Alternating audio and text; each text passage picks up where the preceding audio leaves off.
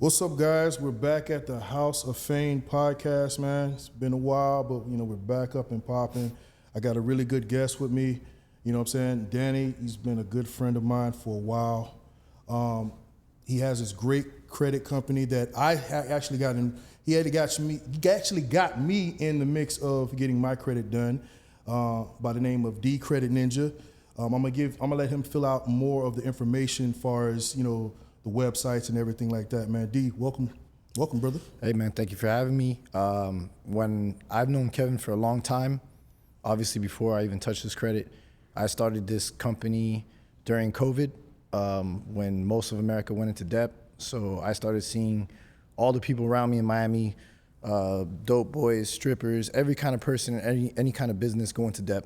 I watched all these people struggle to get apartments, all these people lose their cars, repos, all kinds of that kind of stuff going around. So what I figured out was a way how I can help these people by removing these things from the credit, restoring the credit, improving it better than it was before, so that now they can get vehicles, they can get credit cards, they can get apartments, live a better life, pretty much. I'm on Instagram. My name is D Credit Ninja. My website is creditninja.pro on the internet. You can book a consultation. I do consultations. I'll look at your credit from head to toe. I'm gonna tell you exactly what you need to get it repaired, how much it's gonna cost, a ballpark, time frame, all that kind of stuff. So definitely I'm looking to connect with anybody that's looking to improve their credit. It could be you owe money on a credit card. It could be your car got taken. It could be you got evicted. Any reason of anything on your credit that's negative, please feel free to contact me.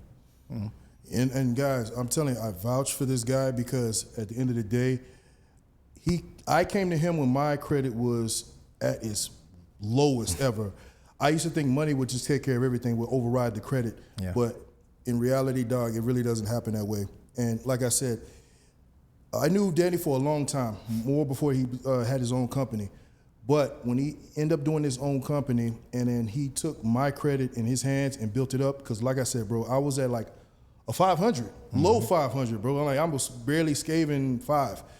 And he built my shit all the way up to a 780, bro. And he got me to the point where I remember one time you got me three Amex cards at the same damn time, bro. And I didn't even think that was fucking possible, dog. I was just trying to get one Amex card just to be possible. And he got me all the way up to the gold card. Mm-hmm. So that was definitely a blessing. And, I know a lot of people out here, they think that credit can just be built in one day. Now, mind you, my credit took, and my credit, I didn't have that much on my credit, you know what I'm saying? It just wasn't really being used. But it takes time to build up your credit. And it was like a three-year process, you know what I'm saying? Because I'm not gonna say that, it went from 500 to 700 and something in 7 days or 30 days, like most of these people be advertising on social media, which that shit ain't even true, bro. Sometimes fraud. I just think they just doing that to get your fucking information. Literally, it's fraud. I'm telling you, if anybody promises you those type of results in a short period of time, they're doing something illegal, unethical, or they're just gonna steal your money. And they're gonna tell you, hey, next month something's gonna come off, and it doesn't. Every single one of my clients, I wanna say 80% of my clients, they come to me after getting ripped off by another credit company. Yeah. So I'm like their second choice. And then they come to me and they're like, wow, bro, you actually did it, So I deal with this every day. Almost everybody I deal with has been scammed, including myself. Before I knew how to do this, I went to another company, paid them $1,000, they didn't do nothing. 6 months later, no results, nothing. So it's like, I got tired of seeing that going on. I figured out how to do it myself the better way. I have a system that works great. I don't have anybody else that I work with. I do everything in-house. The few people that I deal with, it's all in-house. I don't go out to anyone else. Your information's safe. I don't ask any of my clients for their social security number. I don't ask any of my clients for personal info. That's always a big concern to me. I feel like when you are a client and you're going to get your credit fixed, you want to be very careful who you give your personal information to. At the end of the day, you don't know what that person may do or may not do. So I take the extra step of not asking for that information because I don't want to even have it. So that way, there's no way possible that your stuff can get leaked anywhere. Definitely. That's a big concern to me, privacy, and that's something that I prioritize in this business. I think that's a big thing, definitely. That's definitely a big thing because I think once your information gets leaked out, it's gone forever, bro. It's already out there with the black market or whatever they call it. Everybody's info's out there. Yeah. Even if you never have been compromised before, believe it or not, a company that you've dealt with has your social, and they got hacked. So then when they get hacked, now these guys have your information all over the dark web for sale, $10 a piece, $20 a piece. Your info is out there already. The question is now, how can you protect yourself going forward? Because an average person wouldn't know how to do that. So what I recommend is I tell all my clients and even people I don't know, freeze your credit until you need to use it. When you need to use it, you unfreeze it. You could do that over a phone call or log into the credit bureau sites. It takes you 5 minutes. Unfreeze your credit, then use it. And then when you don't need it, you freeze it. So now if someone steals your information, they try to run your credit, it's frozen. They can't do nothing. No damage done. And then they'll move on to the next guy because they'll be like, I can't do nothing with this guy. So it's just protecting yourself, educating yourself on what you could do to keep yourself out of being targeted. That's it. The more education, the better you are. Look at your situation, what you explained. When you didn't know how to work credit, now you know how to work credit. You had a thin history before. You didn't have a lot of usage. You didn't have a lot of negatives. You just didn't have enough history built. Yeah. So what we've done over these 3 years, what you're talking about, we've built your credit by opening new accounts, by paying your payments on time, never having a late payment, using your credit responsibly. In a matter of 2 to 3 years now, you're at supreme credit. You have almost an 800 score. You're able to get anything. You can go to any place you want, get an apartment, get a car with no money down. Like the possibilities are endless. It's definitely endless, bro. Yeah. And I do agree with you on that, man, because like I said, once you really did get my credit up the way it was, it took 780, bro. Like, you know what I'm saying? I never even thought I can get up to that high, especially how low it was at that point. I did see all the doors be open for me, and that was a great thing for me. And you helped me take that leap, you know what I'm saying? Because, I was very hesitant in certain things. I'm like, I don't know if I should do this.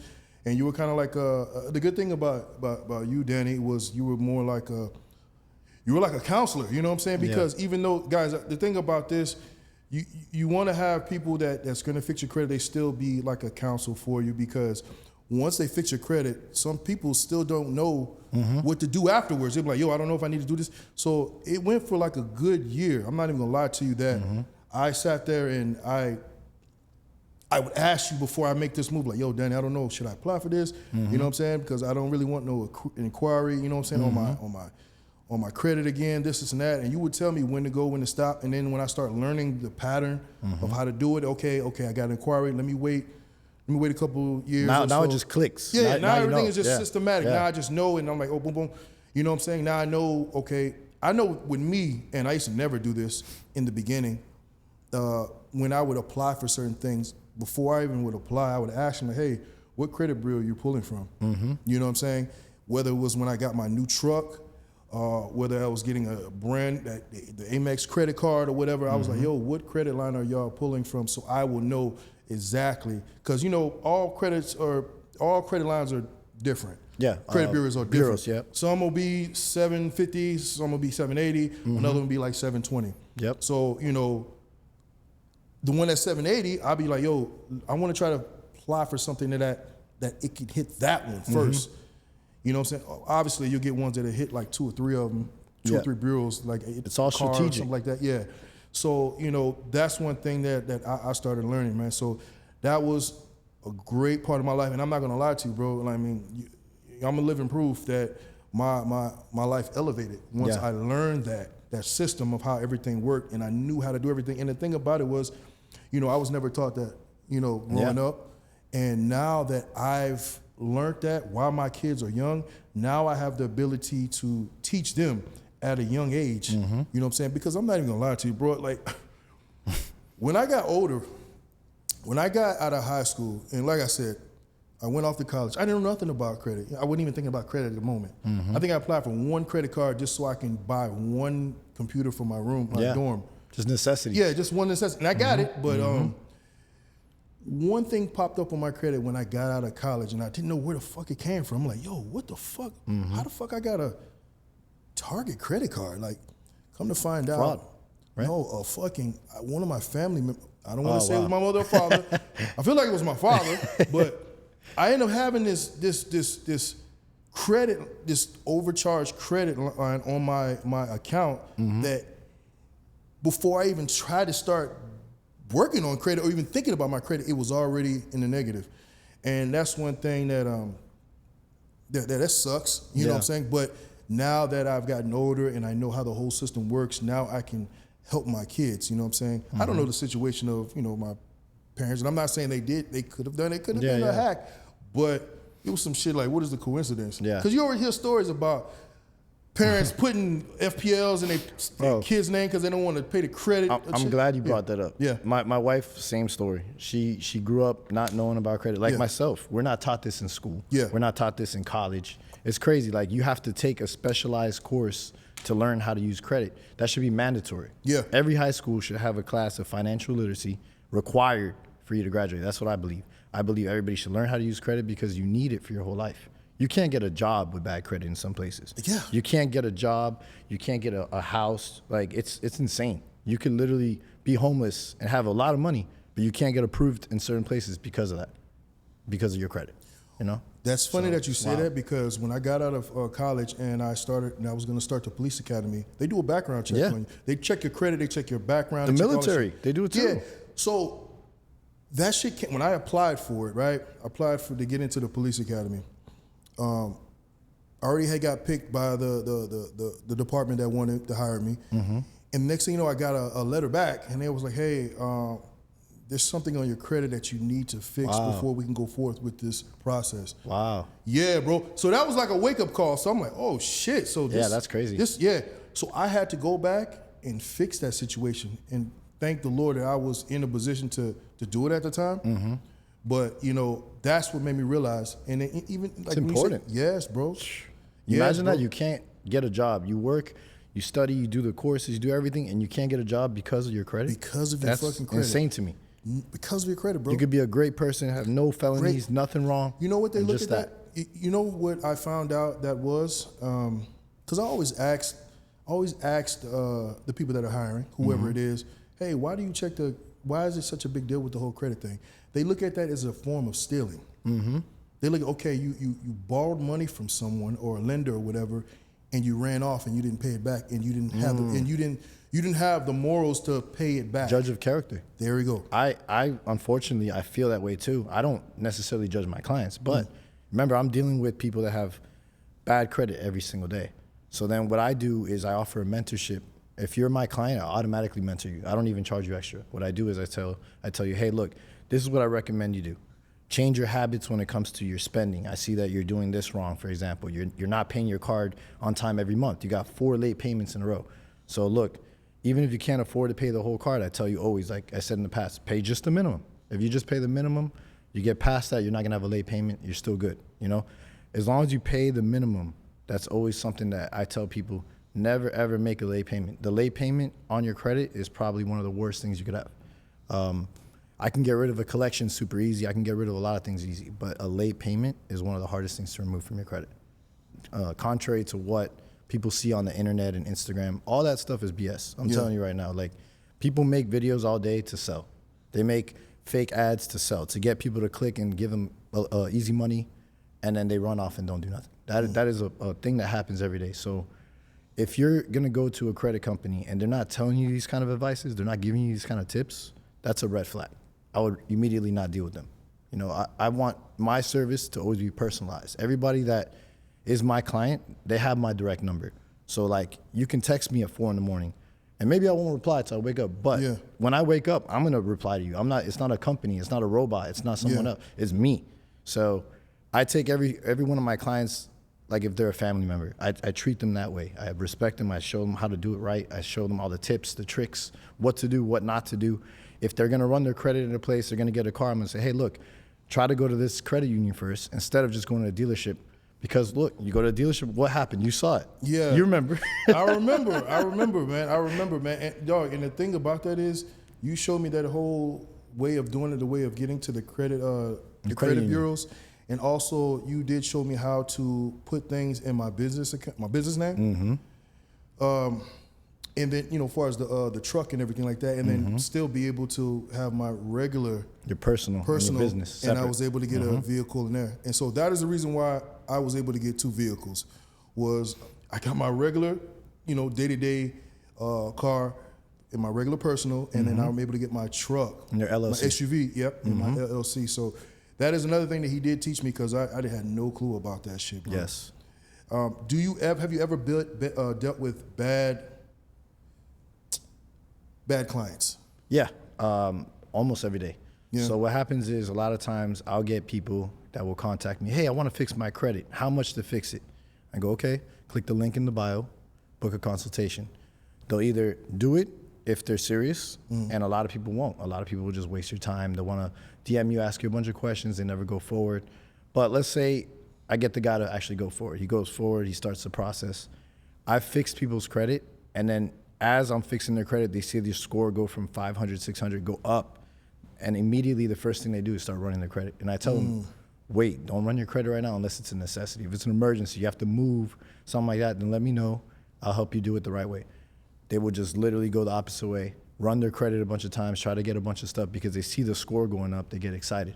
That's a problem that I have almost every month. And it's super aggravating, super annoying. But then in the end, that client's gonna have to spend more money because now you got more inquiries. Now you did more stuff, you did more damage. You damaged your credit in the middle of the process, so now that's on you. You know, you didn't follow the steps. I'm very specific. I tell you, hey, anything you need, text me related to credit, I'll give you the answer, no problem. I don't care if it's, you're my client last year and I'm done with your credit and you're already great, feel free to text me.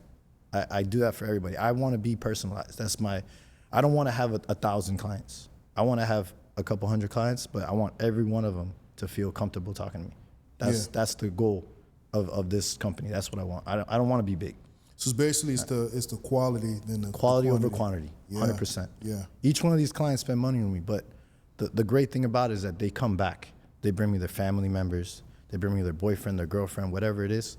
Everybody around them comes because now they see that this happened. This guy's really living proof. Hey, this guy had horrible credit. Now he can get anything he wants. So I got to go where he went, you know, and that's the best clients for me, referrals. So I love that. That's what I do this for, you know. Do you have any great testimonies that you want to go by as far as, you don't have to say names or anything that, but just I'll give you an example. There's a girl that I've known.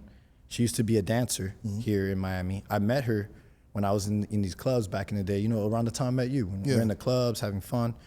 So this girl, she came to me to fix her credit, I want to say about a year ago. I'm not gonna say her name, obviously. No.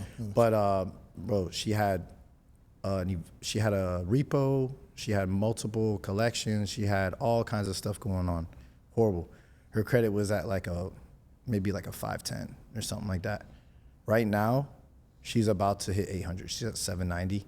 This girl, she had no major credit cards before. Her first credit card, I got her to open $25,000 with Navy Federal. She followed the same steps that I showed you. Yeah. She had the account for about 90 days. She put a little bit of money in there. She used her debit card. She built up some activity, and her score was super high, no negatives on there. And then I told her, okay, now we're ready to pull the trigger for the credit card. She went and did it with me. I was on the phone with her while we did it. We did a FaceTime session. I literally saw it with my own eyes, $25,000, first credit card. Wow. She was ecstatic. She was like, oh my God, I've never had anything like that. Yeah, never had that. That's a jump. Yeah, that's most people start with a $500 card, or you know. Because at the end of the day, I was one of the guys that I had to start out. Actually, I had to start out with a secured card. Secured card. I had to give them my fucking money first. Like, yo, you give me $500 first. Let me see how you do with the $500, and you pay that back. You have your own fucking money. Yeah. I'm gonna give you $500 to pay back. You pay the bank. You pay the bank back, and then like, okay, let's do this for like about a good 6 months, maybe a year. Me, I think it was, I don't know, maybe it was about 8 Yeah, it was months about to 8 a year. months. Yeah. 8 months to a year. But when that shit left it off, it took off. That shit took off. Once they put that trust, that shit just went to the fucking roof. So what you're talking about right now, what you're explaining what happened to you is you went from a secured card to an unsecured card. You got graduated. So a lot of these credit card companies and banks, if you don't have any history, if you have a low score, let's say you're a college kid or whatever, they'll give you a secured card and they'll say, hey, give us $500 and then we'll give you a credit line of $500. So now the bank has your money, so they have no risk. But they're doing that to kind of fill you out, see if you're gonna pay on time, see if you're gonna use it responsibly. If you do that for 6 months to a year, now they're gonna graduate you to unsecured. They're gonna give you your $500 back, and they're gonna say, now we trust you, so we're gonna raise your limit up to $2,000, and we're gonna give you your $500 back. Now you're unsecured, which means the bank is taking the risk. You always want the bank to take the risk, not you. Because if you have to give them $500 to use your $500, what's the point of that? Yeah. You might as well just have your $500 and use it, right? Yeah. So the idea of the game of credit is to use, I call it OPM, other people's money. Other people's money meaning the bank. You want to use the bank's money to finance whatever you need to do. If you're a guy that sells T-shirts, the first thing you do, build your personal credit. 750 up, above, you get an LLC. Now because your personal credit is great, now you apply for a business credit card. They'll give you it based on your personal credit. You're called a personal guarantor or a PG. And then they look at your personal credit. They say, oh yeah, he's got a 780. This guy pays his bills on time for 5 years. We could trust him. So then they'll give you a $10,000 card. They'll give you a $20,000 card for the business because it's based on your history of your personal. And then now you take that card, which might be a 0% interest for 6 months or 12 months, they'll give you a promotion, and you buy a ton of T-shirts or whatever you're doing for your business. You make your money, you sell all your stuff, and you pay the card back, and you're sitting on profit using the bank's money, not your own. You didn't come out of pocket. You know? Smart. That's the way to do it. Smart. That's a great strategy to do. Mm-hmm. What is that thing that you call it to where you said you have to build, was it like a portfolio or like not a credit line? Remember when I first started, you was like, you don't have enough history, credit history. Right. What did you call that of when you start building those Trade lines you talking about? Or accounts? Accounts. Yeah. So basically it was accounts, right? Yeah. Not trade lines. It was, I didn't have enough accounts on my history. So explain that to everybody as far as, because some people will have, because this is what happened That's with a me. good point. I had good credit, But not enough. and I was like, fuck, why can't I get, I kept getting denied. I'm like, yo, why the fuck I can't get, you know what I'm saying? It's not working. And it was because I didn't have enough accounts right. of the history of throughout the years. I'm glad you brought that up. Yeah. So what you're saying right here is basically you could have an 800 score and have maybe 3 accounts open, right? Yeah. Let's say you're 21, 22 years old. You got out of college. You have 3 little credit cards, $1,000 a piece. You pay them on time. You have a 780 score. But then you go and you try to get a car. They're still going to want a down payment. They're still going to want something else. And you're like, why? My credit's so good. You only have 3 accounts. So that's considered a thin file. What you're saying about accounts and trade lines, they're literally the same thing. They're just different words. Okay. So a trade line is any account that reports on your credit. So what I was referring to with you was you only had maybe 3 to 5 accounts at the time. You have very little history. Yeah. So what we did is I was telling you, okay, Kevin, now it's time to open up 3 credit cards with Amex, for example. Now you got 3 new accounts in one shot, in one day. So now in 30 days, 40 days, those 3 new accounts are reporting on your credit file. Now you went from 5 to 8. And then we're going to do that again. We're going to build up those credit lines, paying on time, using it responsibly for 6 months. Request credit line increases on every single one of those cards that we've been paying on time. Get those limits raised. Now your score goes up again. And then we're going to get another 2, 3 cards. And we're going to repeat this process every 6 to 8 months. Like that, in the last couple of years, you see what happened. You know? Yeah, now I'm up to like 15, 16 accounts. Yeah. On each credit bureau. Yep. So now it's to a point where anywhere that I go, because everything is getting paid on time, stuff has gotten paid off, I don't have to put no money down. That's when I got my truck. I didn't have to put no money down. I chose to put money down. Right. To lower just your so I payment. can lower the payments a little bit, but I had the option already to not putting no money down. And that's something I was kind of shocked. I'm like, damn, I ain't got to put no money down? Listen to this idea, all right? So let's say you weren't in your business, right? Let's say you're a regular guy, you work a 9 to 5, you just pay the bills, just get by, you're struggling. Anybody could do this. This is a free gem. So what you do is you build up your personal credit. You go and you get a car, first from a credit union, you're gonna get a check, pre-approved amount for a car loan. You're not gonna go to the dealership, you're not gonna run your credit at the dealership. You're gonna show up to the dealership with a check pre-approved for a certain amount. Let's say they tell you, hey, you're pre-approved for 30 grand. They're gonna cut you a check for 30 grand. It's basically a blank check. Now you can go to the dealership, negotiate for that $30,000 car, and now you say, hey, no, I'm not gonna do any financing with you guys. I'm gonna pay for it up front now in full. What's the best deal you can give me? That's a negotiation tool. So now you can get that $30,000 card, maybe down to 27, 25, whatever. Then you pull out the check. You don't mention anything about financing. You tell them, I don't need financing. So they think you're paying cash. You pull out this check, it's as good as cash, because now they just cash it and it's done. Now you got the car for maybe 3, 4 grand less than you were gonna get. So you kill them on both sides like that, because they're making money at these dealerships off the back end, off the financing. Let's say they give you an 8% financing, they might get it for 6. So they're making a 2% off you every month. That's how it works. These dealerships, they make money off the financing. Oh. So they make money off that, and they make money off selling you the car. So they eat both ways. So by you doing this, you're coming off in the best situation. And then you take that car that you got with that check from the credit union, you put it on an app like Turo or Hire Car or Zipcar, any of these car rental service apps, and you put that car on there, the car pays for itself. Let's say you get an economy car, like a car that I did this with was like a Chevy Malibu, something like that, a Toyota Corolla, basic economy car. You get a car that's like 2-3 years old, low miles. You buy it with that method that I just told you, put it on the app. Your car is going to pay for itself almost 3 times every month just by being rented out. Now you have a free car. You paid nothing to get the car, no money down. This car, let's say it's worth 25 grand. After 3-4 years of you doing this rental and paying off the car's paid off. Now you sell the car. That car might be worth, even if it's worth 15 grand. That's 15 grand you just got from nothing. From literally just using the bank's money, finance the car, and rent it out. Now you sell the car and you go get another one. Now you have a lump sum of cash that you didn't have before.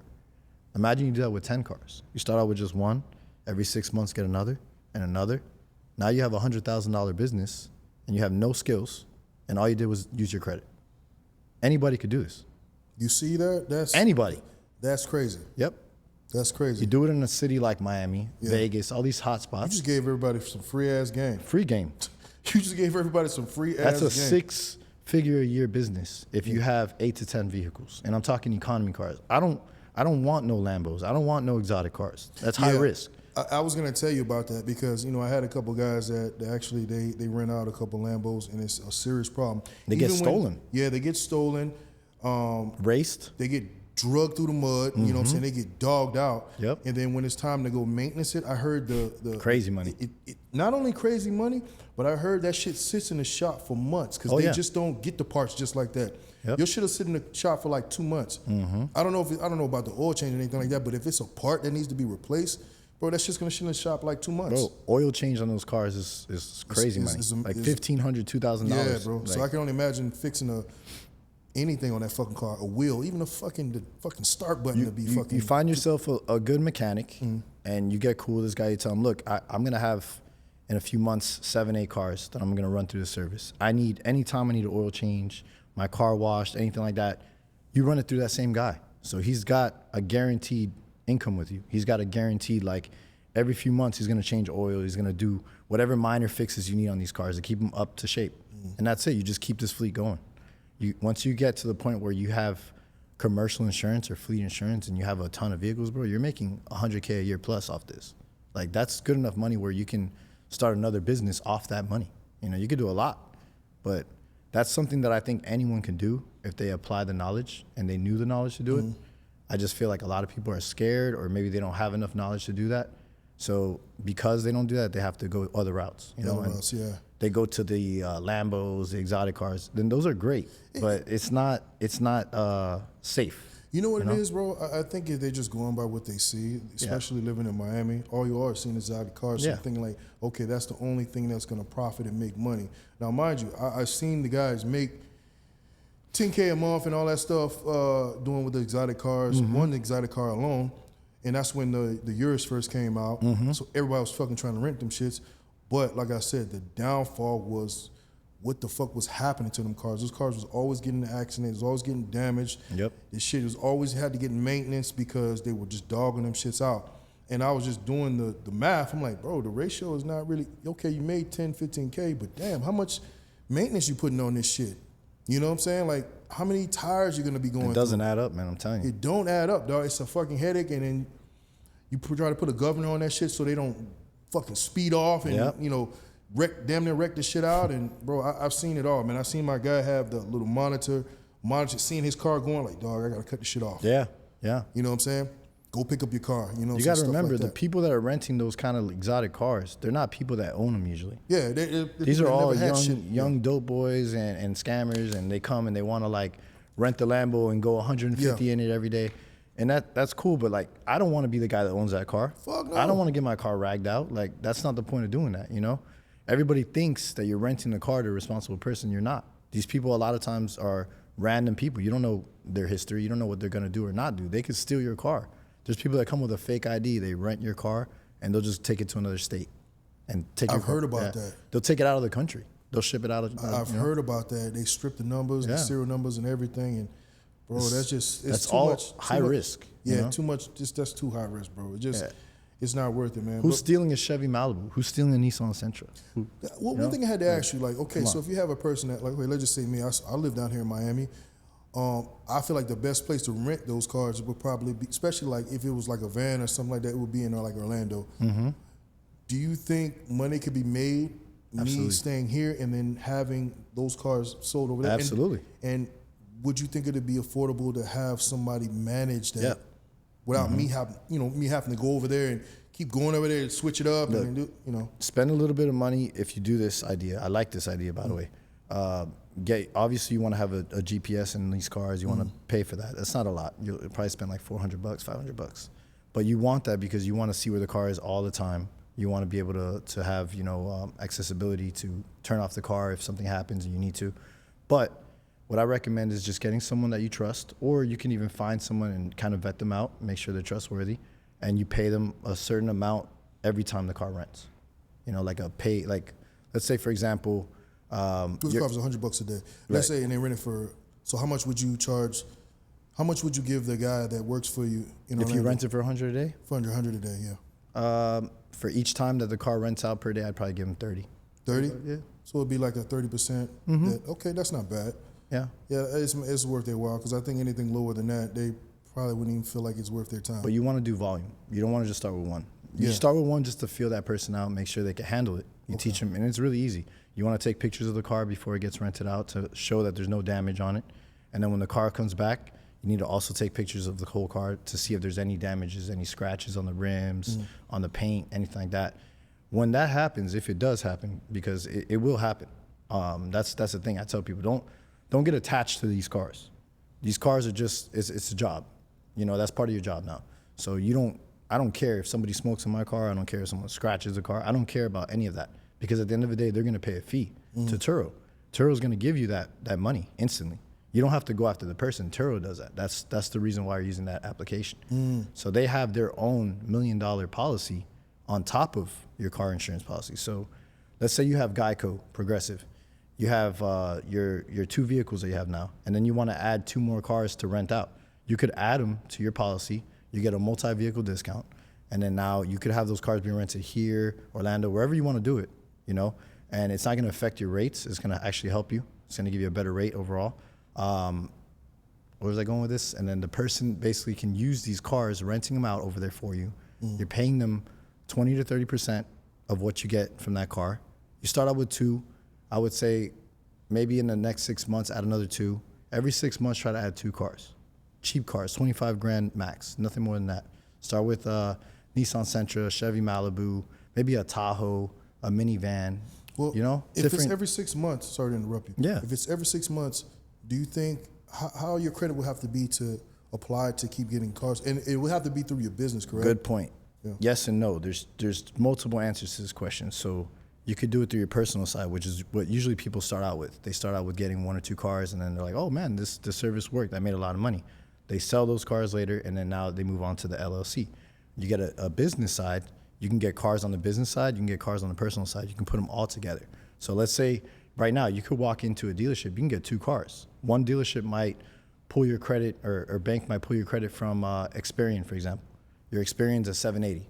You'll get that car with no problem. Now you go to another credit union that's going to pull from TransUnion.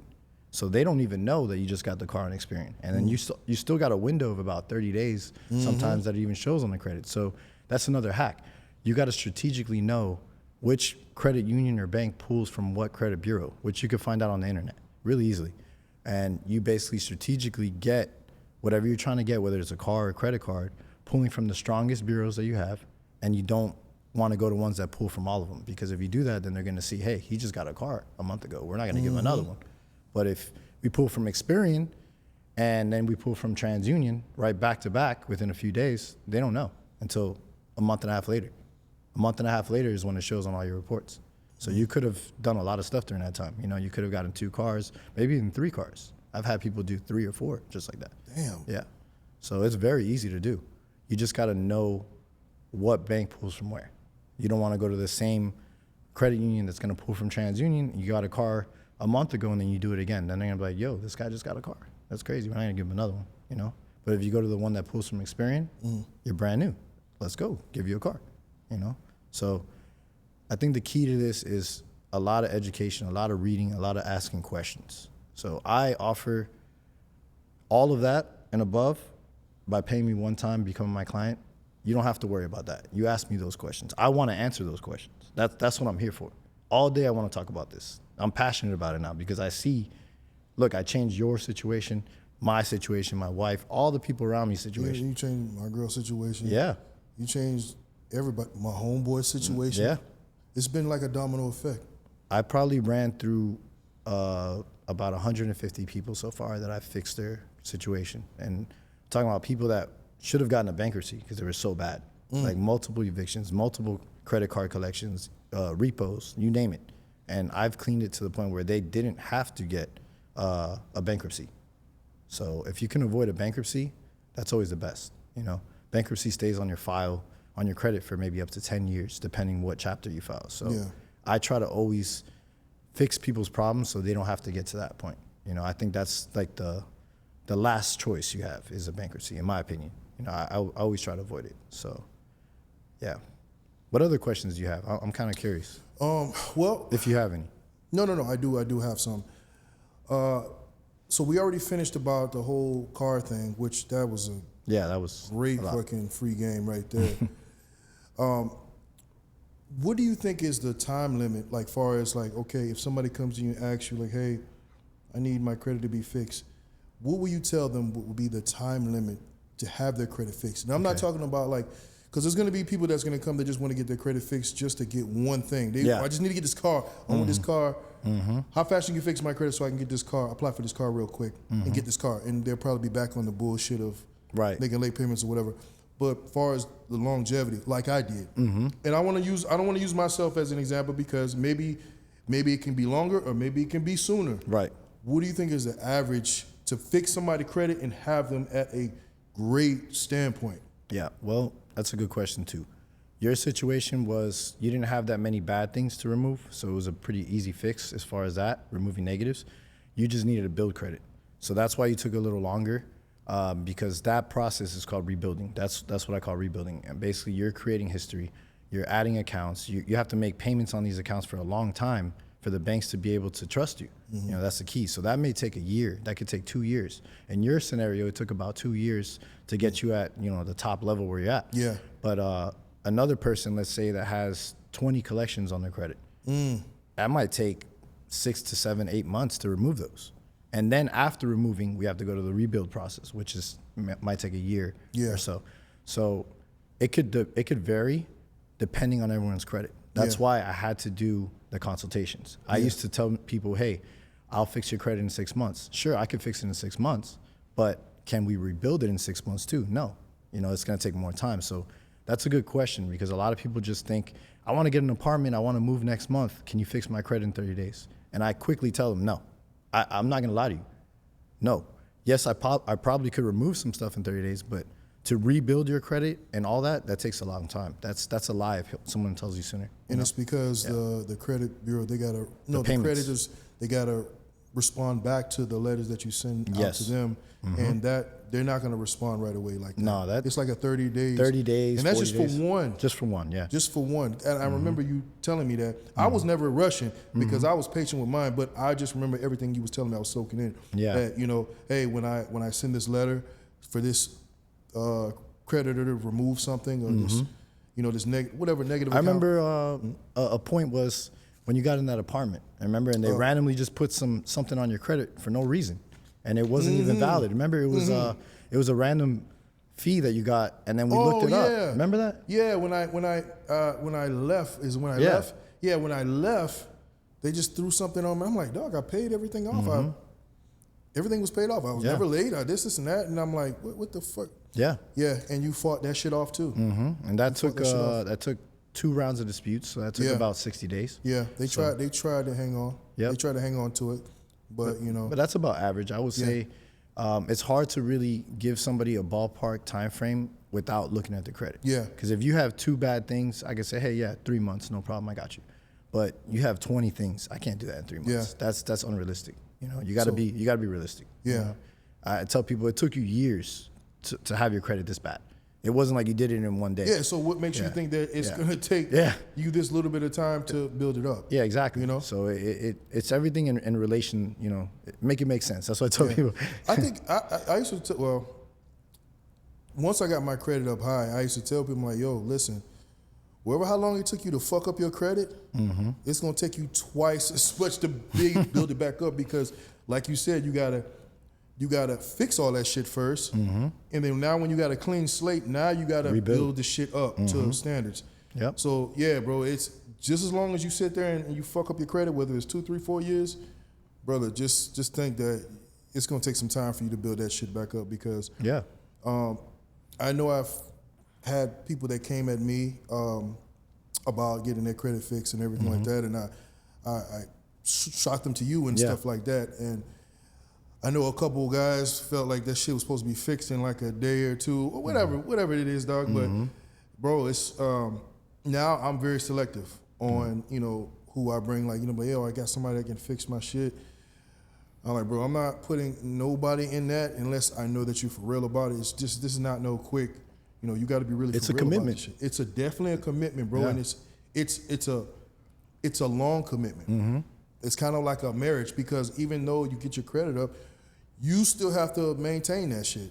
Yeah. It ain't like you up, you up at 780 and then next thing you know, I'm good now. I don't have to worry about anything anymore.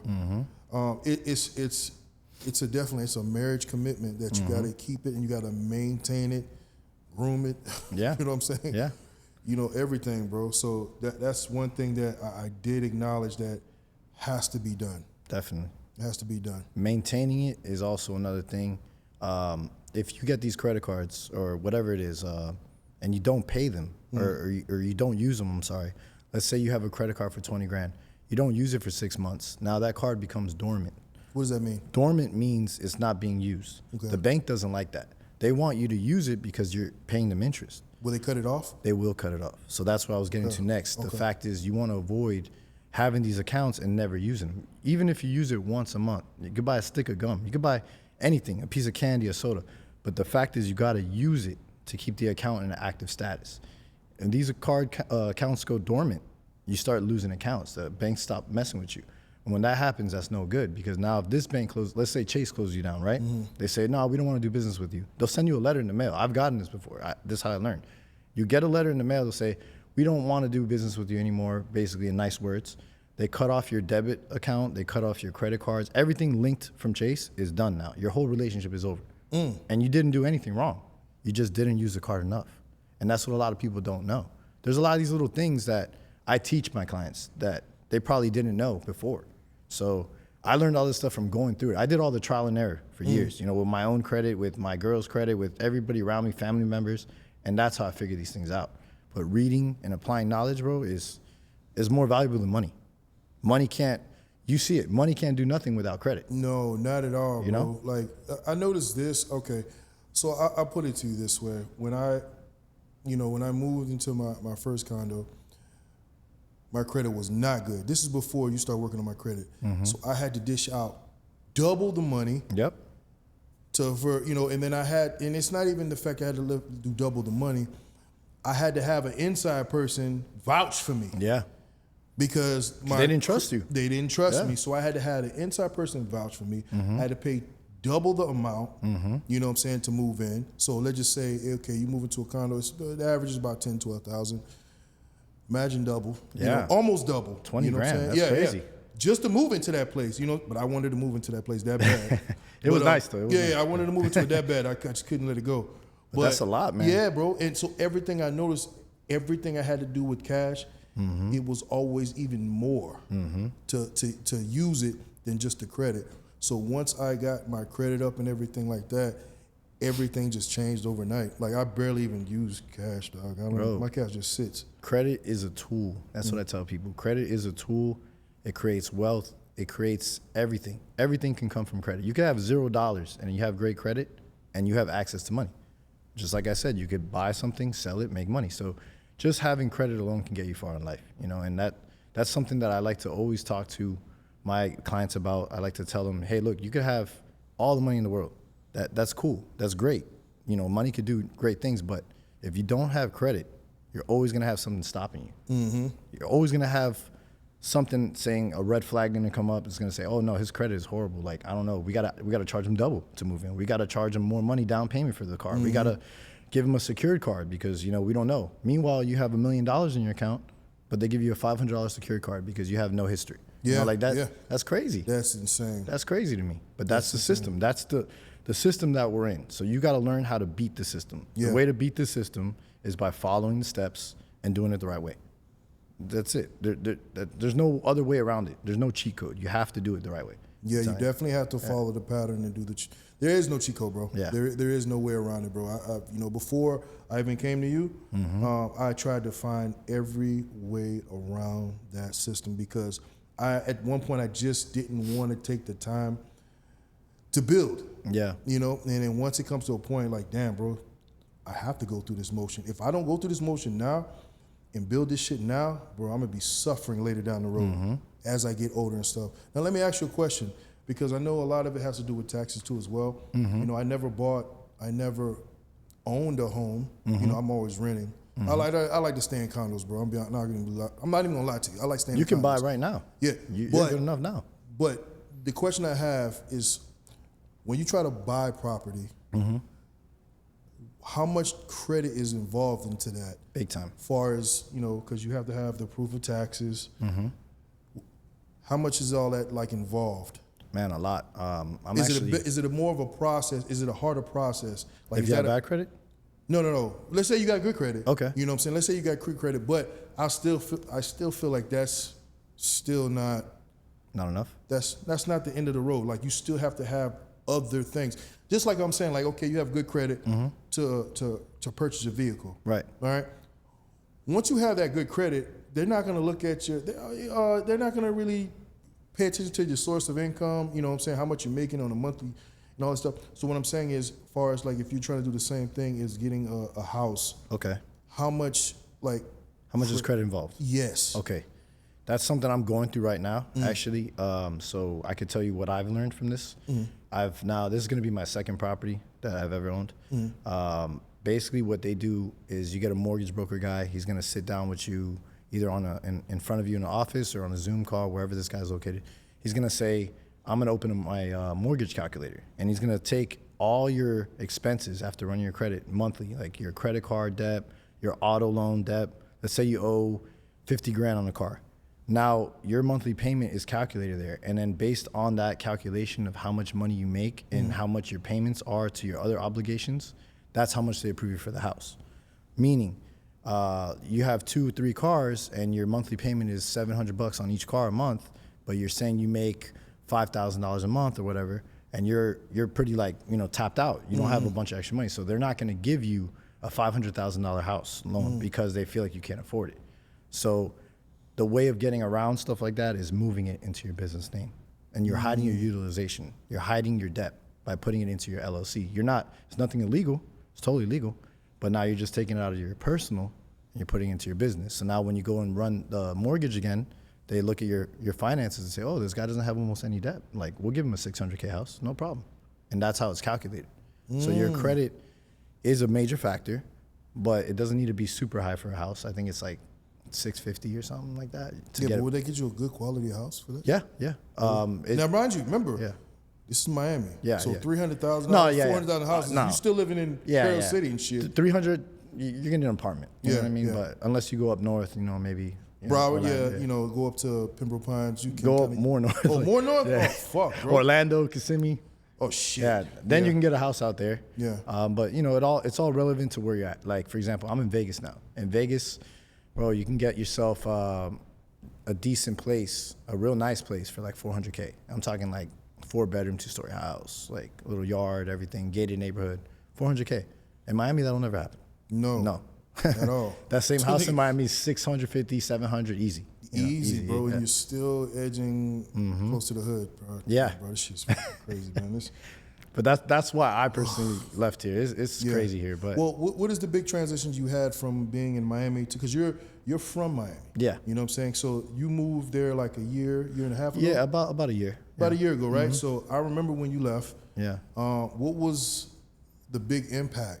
Was it business-wise or was it Prices. well, yeah, I know about them. Yeah, Prices. definitely prices, bro. Definitely prices. But I did notice that the population increased like a motherfucker. Like I see that. I was talking to one of the drivers. He was like, "Yeah, before COVID, when there was around COVID, when COVID hit, it was like around like I think they had like not even 1 million. Yeah. I think it's like at 6 million right now. Yeah, Yeah. Yeah. from COVID to now. That's the reason why. One of the reasons why I moved there. I'm a numbers guy. Yeah. So what I did is I visited that state, like 3-4 years ago, and I was talking to my wife, and I'm like, man, I could really see myself living here. This is a cool spot. And then I started researching the prices, the rents, the auto insurance. Everything was like half price, basically. It was crazy. I went from paying $3,500 plus a month just for the rent at the townhouse I had here in Miramar, and I was living in that community for like 7-8 years, paying a crazy amount of rent. My car insurance for my Benz, and this is not even this is not like a brand new Benz. This is like a 7-8 year old Mercedes Benz S550. Here, it was like $550 a month full coverage with Progressive. Over there, I have Geico, $100 a month. Oh, full coverage. shit. Bro, you're paying 5 times the amount of auto insurance there. Your rent is almost double there. Here, I'm sorry. Yeah. Your rent is almost double here. So it's like, I'm saving like $2,500 a month just being there. It's insane. So because I need to dish out less money, I feel more relaxed. Yeah, And I don't have to do as many hustles. I can just focus only on credit. So now this has become like my bread and butter, my everyday, all day business. I'm devoted to this now. When I was in Miami, I was doing like, you remember, I was doing Yeah. everything, man. I was doing all kinds of stuff to make money. Here, focus only on this, in Vegas, and I love it. It's a better mentality. I feel less stressed out, less, Yeah. less weight on my shoulders. I Yeah. feel like I moved there because the numbers, like you were saying, went from 1 million to 6. I'm watching the population growth. I see all the projects they have over there. They're putting so much money into infrastructure in that place. I see that. Brightline, they're building a giant Brightline train that's going to go right from Vegas to LA. You're going to Oh, be wow. in Vegas and LA in like 40 minutes or something like that. It's crazy. And driving, I think it was like a couple hours it takes to get there. So they're putting a Brightline there. They knocked down some of the major casinos. They're putting a stadium for baseball. They're going to have a baseball team now. They just got the Raiders not too long ago, the football team. Bro, That stadium looks raw as hell. they got Club Live in Fontainebleau. Yeah. Bro, everything Miami has, they have it. They planning it over there. And they got a new version of it with more money in it. It's crazy because they're not doing anything Mickey Mouse there. Everything there is top notch. Everything is super luxury. So I see in that city, Las Vegas, being to me bigger than Miami in 5 years, 100%. It's Just going to be the new Miami. 100%. That place has a lot of future. It's always been a big spot. But It always has been a big spot, man. It's been a sleeper, yeah, but now it's already getting exposed. super mainstream now. Do you think Miami's going to continuously going up in price? 100%. Or do you think it's going to finally start to deflate after a while? Miami is going to be the new New York. All of New York moved here. All the And Wall Street fucking guys, California. all that. Yeah. California's all going to Nevada. Now they are. Yeah, they are now. And Texas. Yeah. So I feel like you got to move with the times, if you're able to, because not everybody can. Some people have family here, they're stuck here, whatever the case. But me, I'm trying to move where my money goes the furthest, where I can buy a home and in 3 years, like I said, goes up in value crazy. Now I can sell and I can leave the country and live a great life somewhere else. To me, the key in life is not being in the same place forever. You got to move. Like, Yeah. If you don't move, you can't grow. That's no, what I you tell can't. people. You can't. You definitely can't, bro. You see it. Once you outgrow, yeah. Your business. Yeah. In Miami, these same people are not going to hire you. You go to LA, they're gonna pay you double what you charge them here in Miami. You know what I mean? With no problem. I've looked Vegas too as well. Yeah. Because Vegas, I just see a lot of potential, clients that do fly in there on the regular. It's kind of like the new Miami. It is like the new Miami because, Yeah. I always tell people, I'm like, there be guys like, potential bodyguards, you want to say, EP agents, executive protection agents, they would be coming from like St. Louis or I can't say St. Louis or those rural type of Shout out cities. Big Mo, Yeah, St. Louis. shout out Big Mo, by the way. I'm not talking down on St. Louis. I'm just using that as an example, man. So no, they would be coming from like Midwest. It could be Kansas City, whatever. And they would be asking me like, yo, how can I, get clients this and that? I'm like, yo, bro, first of all, you're in a totally different setting than me. Where I stay, there's celebrities, millionaires flying in every hour. Every hour you see a plane dropping. Not even every hour, bro. Maybe every 30 minutes. You see a plane landing. Nonstop. 15 minutes, they seen a plane landing. Now I'm seeing Vegas like that now. Now I'm seeing Vegas is landing people over and over and over. And I have a couple of friends that I've known for years that I seen them when I first started into the game. They lived there since the beginning.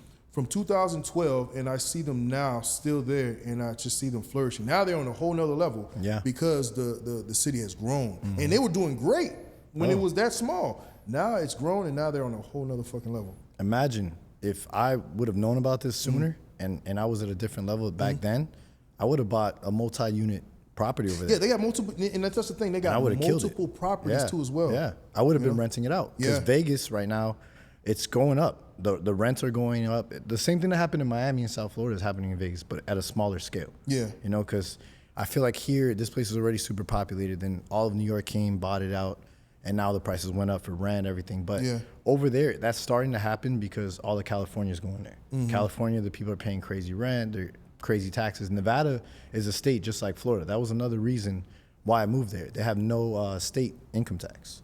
So that's another hack because you go to California, I think you're paying like 13% state income tax on top of your federal income tax, on top of all the other taxes they give you. They have taxes for everything there. That's one of the most highly taxed states in the United States. You're talking about Cali? Yeah. Oh, California. Cali's insane. It's insane. Bro. There's no point. There and I would never fucking do New York that. is insane. New York and Cali is outrageous. I wouldn't want to. There's everybody that I know, well, I'm not even going to count Cali because there's a lot of millionaires that stay there, but I've noticed everybody that was born and raised, most of the people that I know, and I'm just speaking from what I see, that were born and raised in New York, they leave right away. And I asked them like, yo, why do y'all leave right away? I mean, because it's fucking New York, bro. Y'all got everything there. He was like, bro, it's not set up for us to retire and live here. It's for us to work, and then once you're at a certain point for retirement, you can't live here. Yeah. You have to leave. Either you're gonna move way out in Jersey or you're gonna move to a whole nother state. My family did that. I have family members, they went from New York to living in Jersey. That's them retiring, doing well in life, and buying a place in Jersey because like they had to leave New York. You can't. And that's unfair, bro. You know what I'm saying? That's very unfair, but that's just how that city operates. And I feel like Miami is gonna slowly become like that too as well. 100%. Because now, I don't know if it's true, but I saw on social media, it could be fake news, but they're saying the younger population is starting to move out. Like I'm talking about like the 20-year-olds. All of them are starting to move out of Miami or out of the state of Florida. I want to say they said the state of Florida because they can't afford it. Yeah. It's because now all the older guys, like the rich older guys from these other countries are buying up everything and they're living in the spots. And now it's to the point where not the average Joe. And people that are born and raised here, they don't really live here no more, bro. I don't see people born and raised here around no more like I used to back in like 2012. Because I moved here when I was 2007. From my part of Florida. Yeah. It was 2007, and I remember when I moved here, almost everybody I was around, especially in that, Hialeah and Doral and all that, they were all born and raised here. Everybody I was around, they were born and raised here. Now go there. I don't see no fucking body. I don't know who nobody is. Like nobody's from here no more. So Miami's gonna be just like that. It's gonna get more and more like that. Yeah. Because the people that could afford to continue paying higher and higher rent every month and stuff, they come from other places. Yeah. So that's what I see in my life. I've seen that nonstop. So I personally said I'm tired of living like that. I don't want to just keep doing 3 different hustles to pay my rent to get by and do it again next month. That to me is dumb. Yeah. How are you gonna grow like that? How are you gonna own anything like that? Yeah. So my answer was find another state where I can prosper, buy a property, it goes up in value in a couple of years, sell it, leave the country. My end goal is to leave the country. I want to live in Dominican Republic. Oh my God. I want to buy a few houses in Vegas, sell them when it goes up, and I'm out of here. You said Santo Domingo? No, yeah, Santo Domingo. Yeah, Santo Domingo. I like that place. Yeah, I've been all over DR, bro. I've been to Santo Domingo, Puerto Plata, Santiago, of course, Punta Cana. Oh, I love it there, bro. your money Beautiful. goes further in other countries, man. Yeah. I saw a guy online that I follow this guy because he does credit stuff too. So we kind of all follow each other and, Yeah. you know, whatever. We like each other's stuff, you know. But he lives in Thailand. And this dude is He's young. operating from Thailand? Yeah, yeah. You Bro, could- he's living rich. Oh, super rich. Bro, his electric bill's like $7 a month. I've heard. He lives in a penthouse. I think his penthouse rent is like $1,900. Bro, but I'm talking about something that here would have been like $8 grand, $9 grand a month. Oh, man. He has a pool inside of his actual penthouse, inside, like a jacuzzi pool kind of thing, heated, like in the room, just chilling, like a big one. Like I'm talking about, Thailand. yeah. This guy lives like a king, bro. His food is like $5 a day to eat.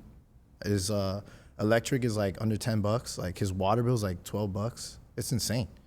We're getting raped over here. Like we don't realize it because we're from here. Yeah, yeah. So to us it's normal. But when you take the money that you make here and you go live in another country, it's amazing, bro. That's really living life. That to me is this whole thing here is a facade. Miami is all about flashy cars and luxury and this and that, but like you look at what those people actually own that are driving those cars or what they have on their credit, you're like, come on, dude. Like that's what makes me understand because I'm looking at it from, I see the guy driving a Maybach and the guy has a 600 credit score and he has a whole bunch of collections. Like, you know, I'm not gonna name any names, but yeah, you know. But people like people like that, that's what makes me realize I'm like, this is all a facade. So get your money and get out of the country. That's what I'm doing. I obviously it's not gonna work for everyone, but that to me that's the end goal, you know? Yeah. I don't wanna be here continuing to pay more and more and more and more every month. How are you gonna retire? How are you gonna live good like that, you know? Yeah, and that's the whole thing as crazy. far as, even on my behalf, you always got to find an exit strategy, you know, because in my line of work, there is no retirement plan, Yeah. you know, and What happens if you get injured? yeah. You don't I mean, have a I got pension? insurance, I got my insurance, but bro, Let's say God forbid. God Like, forbid. I hope it never happens. You know, knock on wood. God forbid, bro. But let's just say you Yeah.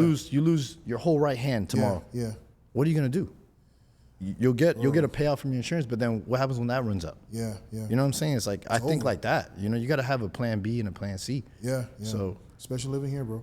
it's dangerous. Oh yeah, it's definitely Your line of dangerous. work is very dangerous. It's very dangerous. You got to be very strategic. You got to make some right, cautious moves. You always got to be thinking, dog. You always got to be 3 steps ahead. And like I told you, in my line of work, is very stressful. I spoke about that in one of my last podcasts, and we were talking about, you know, sometimes the clients that you deal with, it can be stressful, but just being in this line of work in general is very stressful because all it takes is just one Yeah. incident, you know, just on you. You know what I'm saying? And your whole Your life career's can be done. altered, bro. Yeah. I'll give you an example, dog. And this is something that was very minor. I didn't even see this shit coming. I was with my principal. Principal, if you guys don't know what that means, that's client. But I would just say principal. I was with my principal in San Francisco. I remember something simple. I ate some Korean food. Got like a little stomach ache. I'm like, damn. So I'm thinking it's the food. So I'm like, yo, but it felt like I had to use the bathroom, but it wasn't there. I felt it in the lower part of my stomach, like, damn, I don't know if I got to use the bathroom. So I would try to use the bathroom. Nope, never happened. Shit started getting worse and worse. Now I started catching fevers. I'm like, yo, did I get food poisoning? Wow. Wasn't food poisoning. So we had to fly back to LA from San Francisco. We flew back, dog, I'm getting worse by the second. Bro, I thought I was going, I don't know, bro. I thought I was going to pass out on the plane. I don't know if it was because of I'm pretty sure it was because of the pressure. Yeah, the in sky. altitude. But we came down, as soon as I got in the house, the Airbnb, my, what they call that shit? Shit ruptured, dog. My, what is those? Appendix. No way. Ruptured. They say that's common, right? Wow. It's very common that, you know, sometimes your appendix will rupture. Oh wow. But the thing with mine was, that stomach ache I was feeling, it was leaking. Oh. So whatever fluid that it was leaking all over my kidneys and all that shit like that. It was poisonous. So that's why I was getting the fevers. I was feeling sick. I felt like I had to use the bathroom, but it wasn't. Damn. So that shit popped. You know what I'm saying? I feel like I got shot in the stomach. Yeah. Fell to the floor. Fell straight to the floor, bro. Yeah. Couldn't breathe. Because every time I tried to breathe, I would feel it. Wow. They had to call the ambulance. I couldn't even lift. I was in like a fetal position because I couldn't stand stretch out because my stomach, it just curled me to the ground. Man, that's horrible. Sent me to the emergency room. Boom. They ran me straight to the surgery, bro. They had to take that shit out because it was leaking. Anyways, long story short, the next day, because I remember that I just passed out and I just remember waking up, it was already done. Yo, the doctor sits beside me. You know you hate that when they sit beside you because they want to talk to you. I'm like, oh, fuck, what this dude's going to tell me? Dude told me, he was like, look, you know, we removed it. That was a good thing, but your kidneys are going into failure. No way. Wow. And you might have to be on, was it dialysis? Yeah. For the rest of your life. Oh my God. All that shit happened like this, dog. And you're just panicking. You're like, holy shit. Just the fact that everything was fine. Yeah. Went to San Francisco. I'm in best shape of my life, and then I just eat some food, and then the next thing you know, I just feel something weird. Like, oh, what the fuck? That's scary, man. Never seen it. I never seen it coming. Wow. And just for that split second, my life was almost altered and turned around. You know, if I had to be on dialysis for the rest of my life, I couldn't be in this shit. No way. They recycling my blood every fucking day. But, bro, like, I thought about my whole life. My whole life flashed before my eyes. I was in the hospital for 7 days. Damn. 7 days. You know how much weight I lost? Yeah. Like right now, look, I weigh 270 something pounds. Wow. I'm like 275, maybe the high 270. You know how much I weighed? I didn't eat for 7 days. They tried to feed me, but bro, I couldn't eat. You know how much I weighed when I got out? I was like 225. Damn. 50 pounds less? Yeah, they gave me this medicine, right? They gave me this liquid. It was some type of potassium. Bro, that shit flushed my system for 7 days. I couldn't eat anything. I couldn't even drink water. I drink water, I had to use the bathroom. I had to take a shit. Wow. Everything flushed out for 7 days, dog. My whole life was just flashing from my eyes. I didn't call nobody. I didn't call my mom. I didn't call my girl. I didn't call my dad. I called my kids because I just couldn't. But once I saw my kids start worrying, because you know when you're in the fucking hospital, you know you're not looking at your best. You're rough. You're looking rough. Lips all dry. But anyways, long story short, I recovered. They said, hey, you know, when the 7th day came, I had like one more day to show recovery before they were going to be like, no, we're going to have to put you on that. There's nothing we can do now. That's crazy. So, bro, I was going through it. Luckily, my kidneys recovered. When they recovered, then it was like, okay, now we're going to do a couple more days so you can leave. And, bro, that shit took a long time for me to recover and get back on point, dog. That shit was... Imagine if you couldn't fix that. Imagine... You know I wouldn't be right here at all. That's crazy. My whole life would have been altered. I would have been in a totally different situation. I probably wouldn't be able to really work. Yeah. You know what I'm saying? But like you said, like, what are you going to do if something happens? And that's why, you know, every day I sit there and work on an exit strategy. That's why I do multiple things other than just doing EP work, you know what I'm saying? Right. Podcasts, you know what I'm saying? I got other things. I get information on like things you were talking about as far as like the vehicles, renting them out in Orlando and stuff like that. I try to think of multiple things, dog, because you never promise tomorrow. What would my kids be able to do if I wasn't here to take care of them? You know what I'm saying? Also, they depend on me. You want to pass the knowledge to your kids. Exactly. You don't want your kid to have to struggle and work at Wendy's and stuff like Hell that. Come on, no, bro. You want to teach your At kid all. how to run a business, how to maintain their credit, how to do things like these are all things that you pass to your kids. You know, because nowadays, bro, a house is so expensive. Not everybody can buy a house. There's a lot of people never own a house in this country right now. Ever. A lot. And it's going to get more and more like that because now prices are going to keep going up. Jobs don't pay more. So eventually everyone's going to become a renter. That's what they want to happen. You have companies like BlackRock buying all the properties. Yeah. Come on, bro. Like, this is designed to keep us working. The people working, paying bills. Credit is all part of that. It all ties into it because to have good credit, you have to pay your bills, which means you have to spend money. Having good credit is not cheap. That's something that I always say to people.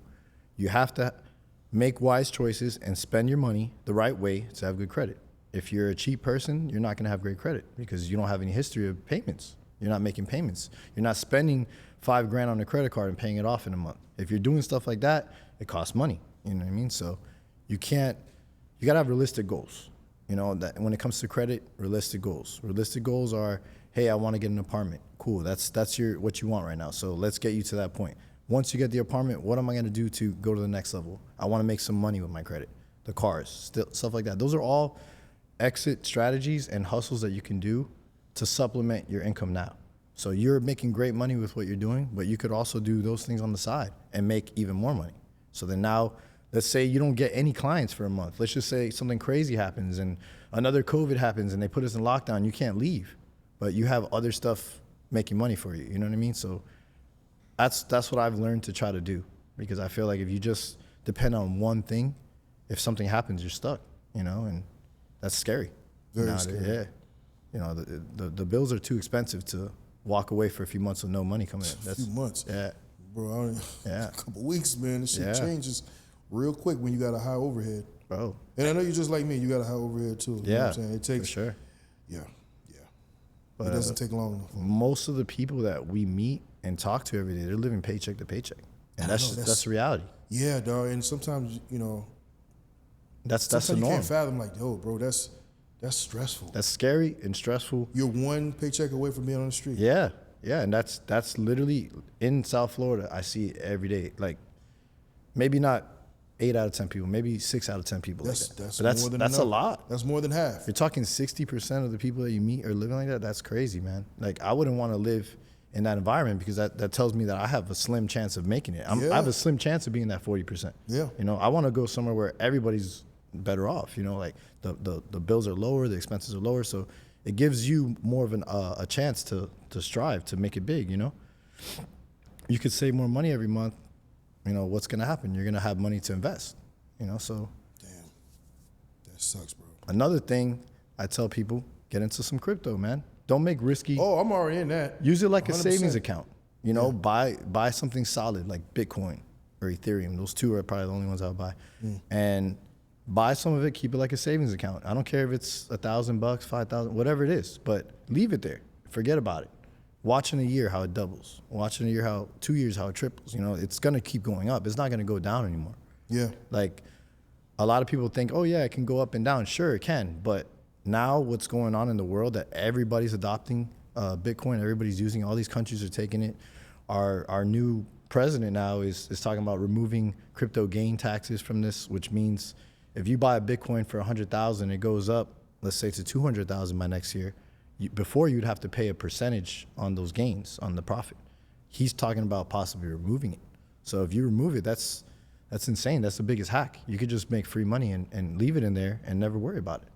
Like, that's way better than a savings account where you're getting like 4%, or a checking account, you get 4%. Even a CD account, they give you like 7%. Bro, this has no limit. You can make 100%, you know, like you can make 200%. It's endless to me, the amount of money that's in that. And I feel like more people need to invest in it. More people need to learn and educate themselves about crypto, because you don't have to buy and sell every day, but buy some and just leave it there, you know, and then learn about it. And as you have extra money, put a little bit more in there. Keep it as a savings account. You know, savings account is not meant to be used every day. It's supposed to be the money that you're saving. So just treat it like that. Yeah, just let it work itself. Yeah. If you do that, bro, you're putting all these things to better your situation. You have some crypto, you have a couple cars being rented out, you have your business that you run. Bro, you have 3 ways of making money now. Like, every millionaire in this country doesn't have one income stream. They have multiple income streams. I've always heard about that. They have like at least 6, 7 course. streams coming through. The more you can make, the better, and passively without putting a lot of work. That's the best way to do it. So I try to find ways to make money with little time, very little or no time. Crypto's the best one, because you literally click a button, it's done. Renting cars, you could run it from your phone. You could be on vacation somewhere, have someone here doing it for you.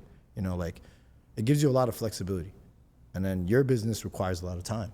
That's, you're constantly dealing with people directly, calling, seeing them, doing whatever you need to do, but it takes your time. That's your main time, you know? So you want to have other things that don't take your time, that make as much money or close to it. Like, if you do that, you're going to win all day. There's no way to lose like that. You know, it's 100%, bro. diversity, you know? Diversifying your income. Definitely diversifying your income is the way to go. So that's the goal. That's what I see. Using credit to get to those levels, to do stuff like that, is the exit strategy, the goal of what you're doing it for. If you're just doing it to get an apartment or a car, that's cool, but you're never going to get anywhere with that. You want to build and create money from that. That's the idea. You know, OPM, other people's money. That's what I always call it. That's the way to do it, man. Some of the best investors in this country, they don't use their own money. You know, the biggest people. Even talking about like Trump. Think about, sure, he did some bankruptcies and stuff. Most of these big guys did it. But think about how much money he's made from using the bank's money. You know, all the real estate investments, the buildings he's done, using the bank's money. That's OPM. He didn't say, here's 20 million of my own money and I'm going to do this. No, he said, I'm going to see how much I can get approved for on credit, and then whatever else I can't get approved for, I'll put it up. So that to me is intelligent. That's a great way to invest, you know, using the bank. Always use the bank. Why use your own money? That's beyond crazy to me. Why would I risk my own money, possibly lose everything, when I could use the bank's money? And if I fail in that business, I could do a bankruptcy if I need to, or I could do whatever I need to do to fix it, but not take it out of my pocket, you know? You're protecting your own money, you know, that's the idea. So that to me is a game changer when it comes to investments and using your credit to make money. Always use the bank's money. Simple as that. Nice. Yeah. I agree with you on that. Danny, this has been one hell of a podcast. My first time doing And this. you did an amazing job. Thank brother. you for having me, man. No, you did an This amazing was job, amazing. man. Amazing job, man. You are very fluent with this. This is easy for you, bro. Yeah. This is easy for you, bro. This is every day. 24 hours a day, I That's do what I'm credit. saying. This is it's just like you talking to a potential client. Yeah. That's all it is. You know what I'm saying? Just a conversation talking with your potential client, and it's just a form of repetitiveness, giving that information. But man, listen, bro, I appreciate your time. I appreciate you sharing your knowledge, and I'm very grateful to have you here because of what you've done for me. And I'm just here. I just want to show the world of everything that he's done for me as far as fixing my credit to where my shit's immaculate right now. Yeah, man. And I just want to share the information for everyone, you know, to have the opportunity as well. Because like I said, at the end of the day, credit is everything. Money will only get you so far, but that credit will get you very fucking far. That's the key. The missing key is always the credit. I'm telling you, the key to everything. Thank you for having me on here. It was beautiful. Any shout outs place. or anything like that, man? Shout out to Big Mo. Yeah, Big Mo again. You know? Definitely. Shout out to Mo, man. We miss you, man, down Yeah, here in bro. Miami, man. But nah, man, thankful for having me here very much.